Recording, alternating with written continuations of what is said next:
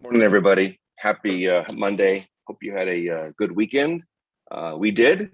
We actually participated in the rock and roll here in Tempe, and we're very did a good job running, and so we're pleased with our outcomes. And it's always nice to get outside and literally see the sunrise as I was running down University in Tempe. So it was a good time. So today's topic is pretty unique. I think that we're going to pick at the scab a little bit. The topic is how you can think about trust differently. How you can think about trust differently. So first of all, you can't see trust. You can't like tangibly see trust. Maybe a little bit if you're talking with somebody and you know they're not being necessarily truthful, and you have a look on your body language that's basically giving a message that you don't trust that person. Like they're talking, you're like, really? So that would be some body language. You can see that somebody is like not really receiving the information that you're sharing, or you're not receiving the information. I know either way.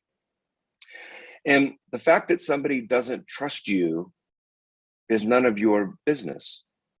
Sounds kind of weird, but the fact that somebody doesn't trust you is none of your business. It becomes your business if they choose to share it with you. So if that person is transparent and say, hey, you said X and I don't think that was accurate.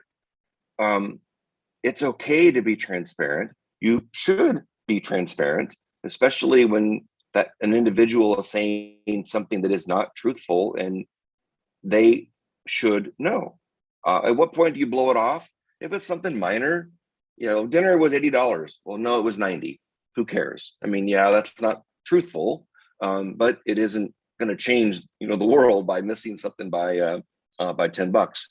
The next key is that individuals in general, if somebody is being untruthful, they won't approach the person that's being untruthful because they aren't transparent and they are avoiding conflict. So people avoid it, leave it alone. If you try it and the person you're communicating with has the ability to be vulnerable, meaning they're not going to get defensive when you mention to them something that was untruthful, and they say, thank you for sharing that with me, I very much appreciate it. And they take the information, and it's a learning experience for them. So then it made us think about, we do all of these DISC assessments on individuals, around the world, and have a lot of success with DISC. And we're thinking about the correlation between DISC and your trustworthiness. So Ds don't care. They actually don't care. They kind of they're suspicious, but they're not going to call you on the carpet unless they like you. And here's the flip side of a D. If a D really respects you and you've earned their trust, then they will completely trust you emphatically.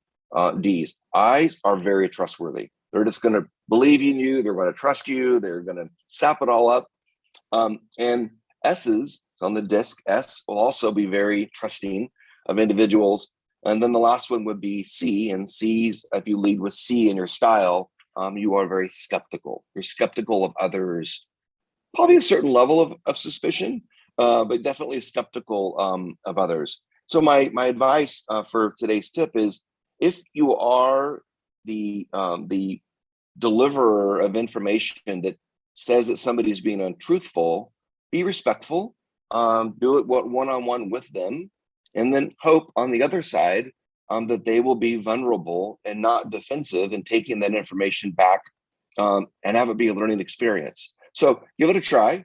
And for those that are being told by somebody something that, you said something, I don't think it was accurate, and I want you to be vulnerable and not defensive when you're being told whatever that may be. So how to think about trust differently. It's how you respond to it, how you handle it, and then make it a learning experience for everybody involved. Have a super week. Happy Monday. And we'll see you all next Monday for next Monday's tip. Take care. Bye.